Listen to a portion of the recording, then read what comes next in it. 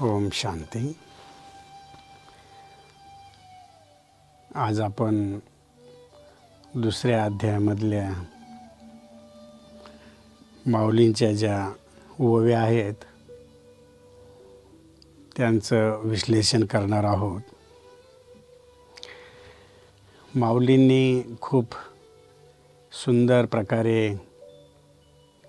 वैराग्य जर जीवनामध्ये उत्पन्न झालेलं नसेल तर व्यक्ती मोहामुळं कसा व्याकुळ होऊन जातो आणि ज्यावेळेस तो व्याकुळ होतो त्यावेळेला स्वतः ईश्वर जरी त्याच्यासमोर असला आणि ईश्वरानं जरी त्याला ज्ञान दिलं तरी ते ज्ञान त्याच्यामध्ये उतरत नाही. म्हणून ईश्वर सांगतात की जे ज्ञानीजन असतात, ज्ञानीजनांना कधीही कोणत्याही गोष्टीचा शोक होत नाही. त्यांच्याजवळ जे काही आहे ते सुटून जरी गेलं, सोडावं जरी लागलं तर त्याचा ते संताप करत नाही. परंतु काम, क्रोध, लोभ, अहंकारानं व्याकुळ झालेला मनुष्य अज्ञानामध्ये असल्यामुळं एखादी जर गोष्ट जीवनामधून जर दूर जायला लागली तर त्यावेळेला त्याला खूप संताप येतो, खूप तो व्याकुळ होऊन जातो. कारण त्याच्यामध्ये त्याचे मी आणि माझे पण दडलेले असते. आज आपण बघतो की अध्यायामध्ये आत्म्याचं जे नॉलेज दिलेलं आहे, नॉलेज फक्त लोक ऐकून आहेत, हा करतात, परंतु त्याची जोपर्यंत अनुभूती करत नाही तोपर्यंत जीवनामध्ये ते आचरणामध्ये येत नाही. प्रत्यक्ष जर एखाद्या गोष्टीला सोडायची वेळ आली किंवा देण्याची वेळ आली तर त्यावेळेस कुठंतरी त्याला मनामध्ये एक संकोचपणा निर्माण होतो. म्हणजेच मी आणि माझं हे जे आहे हे निगेटिव्ह रूपामध्ये जीवनात ज्यावेळेस येतं त्यावेळेस व्यक्तीला दुःख प्राप्त होतं. परंतु जसं आपण म्हणतो की जीवनामध्ये जीवन जगत असताना या सृष्टीरंगा मंचावर व्यक्ती ही गोष्ट विसरून जातो की मला बरोबर जाताना फक्त माझे कर्म आणि माझं पुण्य जाणार आहे, दुसरं कोणीही माझ्याबरोबर चालू शकत नाही. एक छोटीशी गोष्ट त्यापासून आपण सुरुवात करू की एक वेळेस एक राजाला 4 राणी असतात आणि त्या ज्या राणी आहेत त्यांचं राजावर प्रेम असतं, परंतु प्रेमामध्ये कुठंतरी अंतर असतं. जसं आपण बघतो की एका आईला 4 मुलं असतात, परंतु जो मुलगा कमाई करून देणारा असतो किंवा आईवडिलांची सेवा करणारा असतो, आईचं त्याच्यावर नकळत प्रेम जास्त जातं. तर हा जो राजा असतो, ह्या राजाच्या ज्या 4 ज्या राणी असतात त्यामधील पहिली जी राणी आहे, पहिल्या राणीसाठी राजा खूप वेळ देतो, रात्रंदिवस त्याच राणीला बरोबर ठेवतो. त्या राणीवर तिचं सर्वात जास्त अधिक प्रेम असतं. दुसरी जी राणी आहे त्या राणीवर पहिल्या राणीच्या तुलनेनं प्रेम कमी असतं. म्हणजे समजा 100% जर पहिल्या राणीवर प्रेम आहे तर 75% हे तिसऱ्या राणीवर त्याचं प्रेम असतं. तिसरी जी राणी आहे त्या तिसऱ्या राणीवर दुसऱ्या राणीच्या तुलनेनं अजून कमी असतं. म्हणजेच 50% हे तिसऱ्या राणीवर असतं. आणि चौथी जी राणी आहे तिच्यावर फक्त 25% प्रेम असतं. तर एक वेळेस जीवनामध्ये असा त्याचा एक प्रसंग येतो की त्या प्रसंगामध्ये राजा आजारी पडतो आणि आजारी पडल्यानंतर त्याला असं वाटतं की मी आता हे शरीर आणि हा संसार सोडून जाणार आहे. त्यामुळं तो आपल्या चारही ज्या पत्नी असतात त्या पत्नींना बोलवतो आणि बोलवून सांगतो की आता मी जाणार आहे, परंतु मी तुम्हावर इतकं काही प्रेम केलं आहे, तर माझी इच्छा आहे की कुणीतरी माझ्याबरोबर तुम्ही चालावं. तर सर्वात जास्त जी पहिली राणी आहे जिच्यावर खूप प्रेम केलं होतं, तिला ज्या वेळेला विचारलं तर त्यावेळेला राणीनं उत्तर दिलं की महाराज, तुमचं तर वय झालेलं आहे, माझं वय नाही आहे, जरी तुम्ही गेले तर मी दुसरं लग्न करेल. राजाला आश्चर्याचा धक्का बसला. राजा व्याकुळ झाला. नंतर थकलेल्या मनानं दुसऱ्या राणीला त्यानं विचारलं की काय तू माझ्याबरोबर चालू शकते? त्यावेळेला दुसरी राणी सांगते की नाही महाराज, मी तुमच्याबरोबर येऊ शकत नाही, कारण माझं जे वय आहे पहिल्या राणीसारखंच काही जास्त नाही आहे, परंतु मी तुमच्याबरोबर येणं म्हणजे त्यामध्ये कुठंतरी मला जास्तीत जास्त मी तुमच्याबरोबर जरी चाला म्हटले तरी स्मशानभूमीपर्यंत मी येऊ शकते. त्याच्यानंतर तिसरी जी राणी आहे, तिसऱ्या राणीला तर असाही राजा कमीच वेळ देत होता. तर तिसऱ्या राणीला ज्या वेळेला विचारलं की काय तू माझ्याबरोबर चालायला तयार आहे, त्यावेळेला तिसरी राणी पण हेच उत्तर देते की जीवनाच्या तुमच्या वाटेमध्ये मी जास्तीत जास्त तुमची जी अंतिम क्रिया आहे त्या अंतिम क्रियेनंतर अग्निसंस्कार झाल्यानंतर मी तर काही तुमच्याबरोबर पुढे येऊ शकत नाही.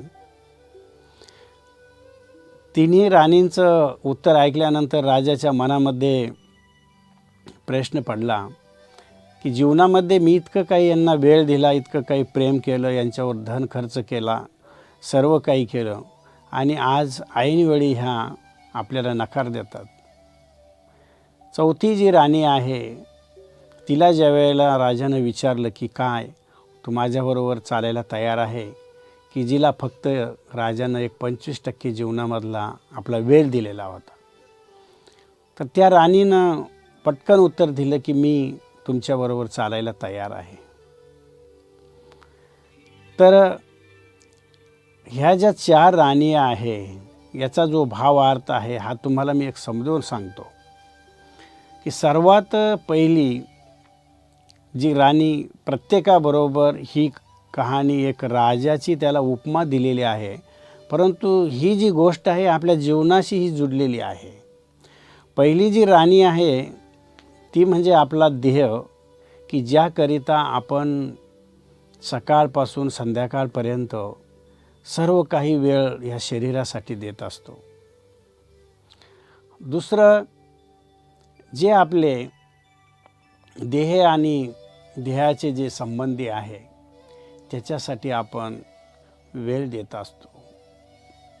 तिसरं आपला जो वेळ आहे सर्वात जास्त जीवनाचा जर आपण बघितला तर आपलं जे धन आहे, धन खर्च करण्यावर आपण वेळ देत असतो, आणि उरलेल्या वेळामध्ये जो काही थोडा वेळ मिळतो कुठंतरी आपण एक भीतीपोटी नामस्मरण करतो. जे काही पाप आपल्या हातून घडतं त्याची क्षमा याचना म्हणून आपण ईश्वराची भक्ती करतो.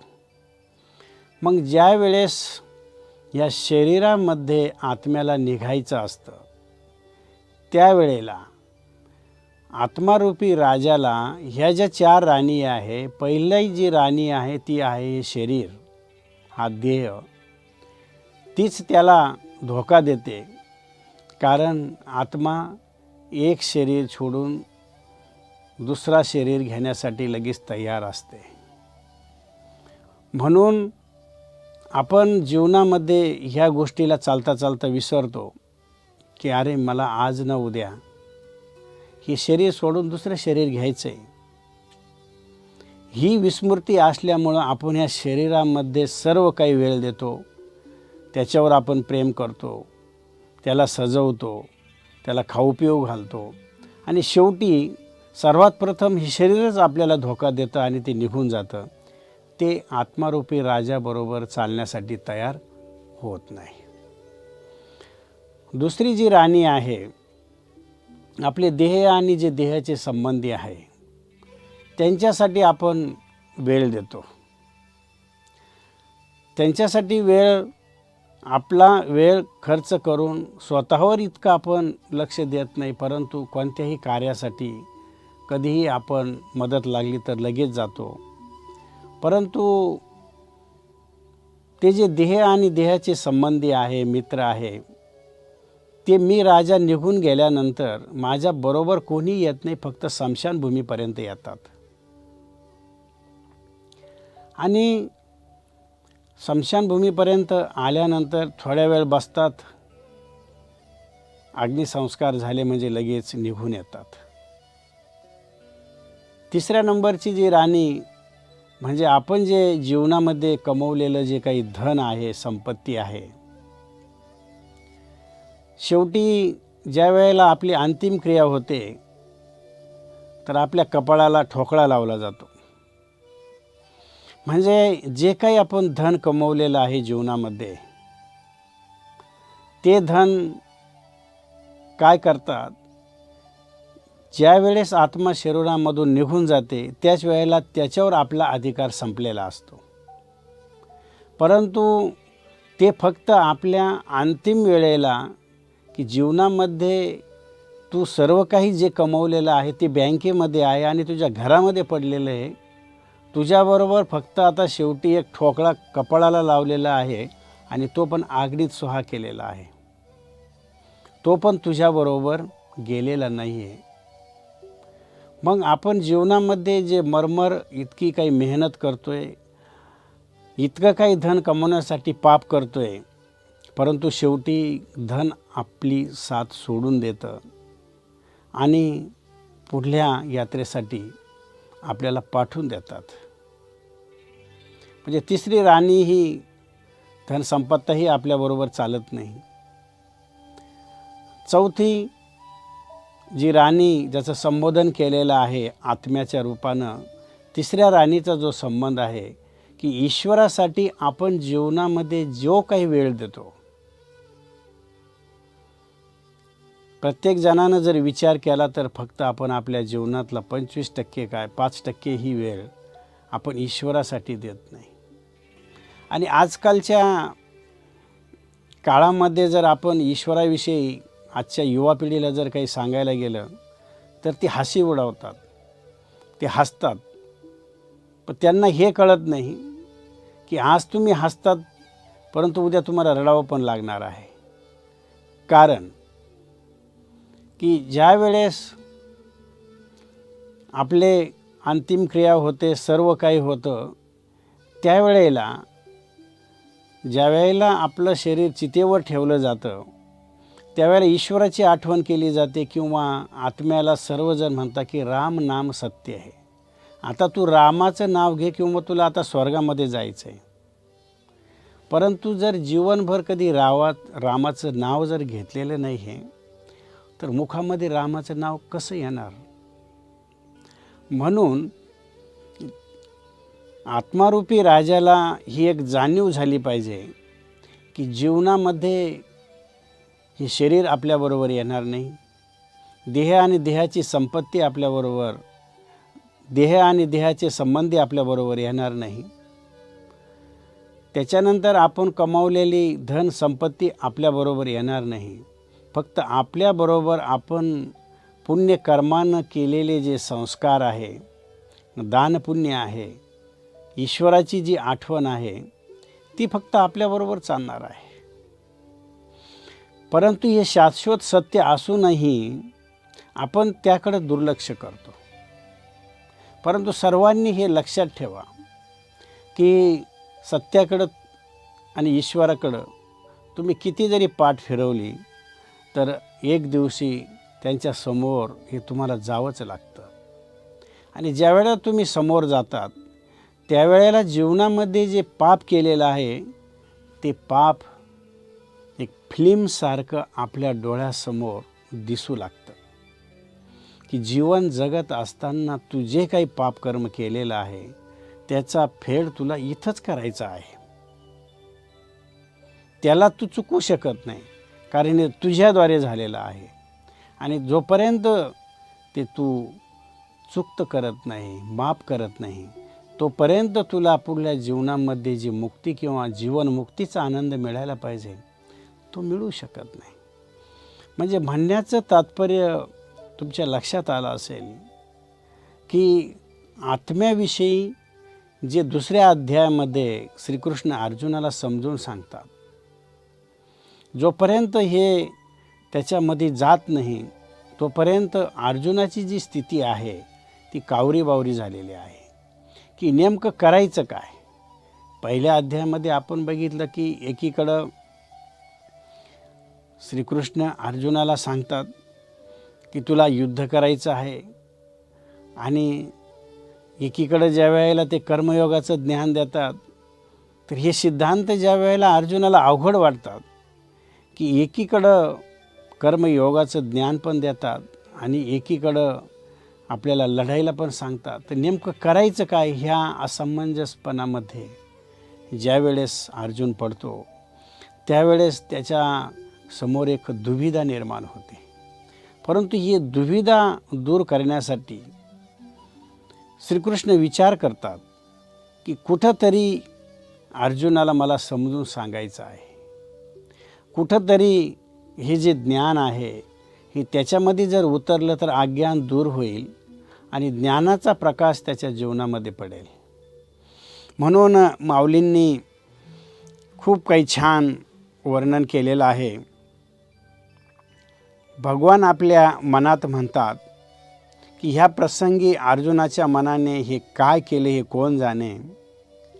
अर्जुनाला काही कळत आहे किंवा नाही ही ईश्वरासमोर मोठी एक चिंता पडते.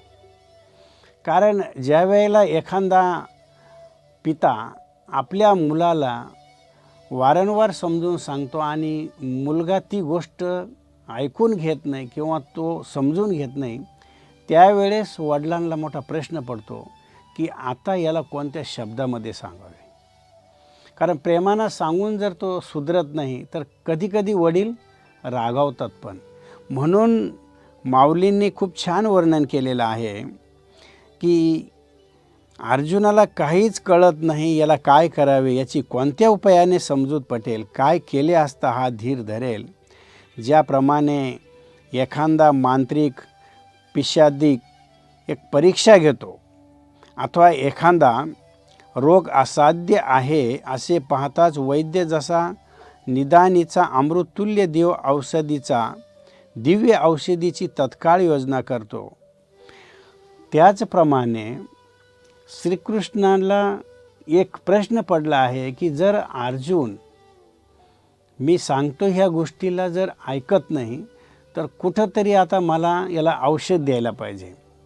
जसं आपण बघतो की एखाद्यामध्ये जर भूत प्रेत आलं, इव्हिल सोल जर आली, तर इव्हिल सोलला बाहेर काढण्यासाठी जे मंत्र बोलणारे असतात किंवा जे भूत उतरणारे लोक असतात ते मंत्राच्याद्वारे भूतबाधा झालेल्या व्यक्तीला कुठून तरी काहीतरी करून त्याच्यातून मुक्त करण्याचा प्रयत्न करतात. त्याप्रमाणे श्रीकृष्णाला असं वाटतं की अर्जुनाची अशी अवस्था झालेली आहे की याच्यामध्ये जे अज्ञानरूपी भूत शिरलेलं आहे हे भूत काढण्यासाठी आता मला काहीतरी अजून योजना करायला पाहिजे. किंवा जसं एखादा असाध्य जर रोग झाला तर असाध्य रोग झाल्यानंतर डॉक्टर किंवा वैद्य हे आटोकाट प्रयत्न करतात की हा रोग कोणत्या औषधामुळं नष्ट होऊ शकतो. आणि आपण बघतो की कधीकधी जीवनामध्ये असा काही एक भयंकर आजार असतो की त्या आजाराला नष्ट करण्यासाठी जे औषध असतं ते थोडं कडवं असतं, परंतु ते कडवं औषध खूप गुणकारी असतं. मग आता श्रीकृष्ण अर्जुनाविषयी तोच विचार करतात की कोणत्या उपायानं अर्जुन आपला मोह टाकील याचा ते विचार करू लागले. याच्या या भ्रमाने, याचा जो हा भ्रम आहे, हा जो भ्रम आहे ही अज्ञान आहे. आणि अशा वेळेस खरोखर श्रीकृष्णाला वारंवार समजानी ज्या वेळेला अर्जुनाला देतात, समजावून सांगतात, तरी समजत नाही. अशा वेळेला श्रीकृष्णाला कुठंतरी जसं आपण म्हणतो की एखाद्या आईला रागाच्या पोटी जर मुलगा नसेल ऐकत तर आई एक झापट ठेवून देते, परंतु श्रीकृष्ण अर्जुनाला तर तसं करू शकत नाही. हे कर्म तर तो करू शकत नाही, कारण त्यानं सांगितलेलं आहे की मी कर्म करणार नाही. मग विचार करा की वारंवार ज्ञान देऊन जर अर्जुन ऐकत नाही तर त्यावेळेला श्रीकृष्ण थोडे हावभाव तर बदलणार ना, कारण त्याला ती एक कळकळ आहे, मधून एक चिंता आहे की युद्ध यांना जिंकलं पाहिजे. त्याकरिता मला कितीही जरी मेहनत कष्ट घ्यावं लागले तरी मी घेण्यासाठी तयार आहे. परंतु त्या रागवण्यामध्ये गोडवा असतो, प्रेम असतं. एखादा मुलगा उन्हात जातोय आणि उन्हात जाऊन आजारी पडल्यानंतर जो खर्च होणार, जो वेळ जाणार, हे आईला माहीत असतं. म्हणून आई त्या प्रेमापोटी त्याला एखादी झापट ठेवून देते. त्यामध्ये तिची वैर भावना किंवा मनात दुसरी कोणती भावना नसते. मुलानं सुधरावं ही भावना असते. त्याप्रमाणे श्रीकृष्ण अर्जुनाशी जो संवाद करतात, ह्या रीतीनं करतात की कोणत्या ना कोणतं असं काही औषध अर्जुनाच्या मध्ये जावं, आत्म्यामध्ये कुठंतरी त्याला बोध व्हावा. आणि ज्या वेळेला आत्मजागृती होईल, स्वस्वरूपाची ज्या वेळेला स्मृती होईल, त्यावेळेस तो ह्या अज्ञानापासून, मोहापासून दूर होईल. म्हणून माऊलीने खूप छान वर्णन केलेलं आहे की औषधाचा कडवटपणातच जशी अमृताची व्याप्ती असते, पण ती प्रत्यक्ष दिसत नाही, ती त्याच्या गुणावरून प्रगट होते. त्याप्रमाणे वरवर ऐकण्यास कठोर परंतु परिणामी अत्यंत हितकर असे भाषण भगवान करू लागले आहे की औषधीच्या कडवटपणी जसे अमृताची पुरवणी, ते आहाच न दिसे परी गुणी प्रगट होय, तैसी वरवरी पाहता उदासे, अंत तरी आती सुरुषे, तिये व्याख्य ऋषी हृदिकेशी बोली आदरिले. म्हणजे आपण बघतो की एखादा आजार ज्या वेळेला बरा व्हायचा असतो, त्यावेळेला जे महाग औषध दिलेलं असतं ते आपल्याला वरून दिसत नाही, परंतु त्याचा जो परिणाम आहे तो शरीरामध्ये अप्रत्यक्षरित्या होत असतो. आणि त्या परिणाम होता होता होता शेवटी आपला जो आजार बरा होतो, त्यावेळेला व्यक्तीला आनंद होतो. मग आजार बरा होण्यासाठी थोड्या वेळचे कष्ट जरी भोगले तर ते कष्ट भोगण्याची जी तयारी आहे ती आपण दाखवली पाहिजे. परंतु मला कष्ट होतात म्हणून जर औषधच घ्यायचं नाही किंवा त्रास होतोय म्हणून ते औषधाचा स्वीकारच जर करायचा नाही तर आजार ठीक होणार नाही. म्हणून पुढल्या ओवीमध्ये दुसऱ्या अध्यायाचा 11वा श्लोक आणि 90वी ओवी आहे, खूप छान माऊलीने वर्णन केलं आहे की मग अर्जुना ते म्हणितले आम्ही आजी हे नवल देखिले, जे तुवा इथं आदरिले, माझ्या रीच तू जाणता तरी म्हणविसी परी, नेनिविते न सांडीसे आणि शिकवू म्हणून तरी बोलीसे, बहु साल नीती जो जो थंत लागे पिसे, मग ते सैरा धावे जैसे तुझे. आज आम्ही हे एक आश्चर्य पाहत आहोत की ह्या युद्धसमयी तू हे अकस्मात अचानक जे तुझ्यामध्ये परिवर्तन होत आहे आणि तू ह्या मोहामध्ये पडलेला आहे, तर याविषयी श्रीकृष्णाला पण खूप विचार पडतो. आणि अशा वेळेस जर तो कोणत्या कारणामुळं माघार जर घेत असेल तर ही एक खूप मोठी हार आहे. सूर्यवंशी घराण्याला एक मोठा कलंक आहे आणि तो कलंक लागू नये म्हणून श्रीकृष्ण अशी एखादी काहीतरी गोष्ट शहाणपणाची शिकवावी हा विचार करतात. म्हणून आपण पुढं बघणार आहोत. माऊलींनी खूप सुंदर श्लोकामध्ये वर्णन केलेलं आहे. पुढल्या श्लोकामध्ये ओवीमध्ये ते आपण बघत आहोत. ओम शांती.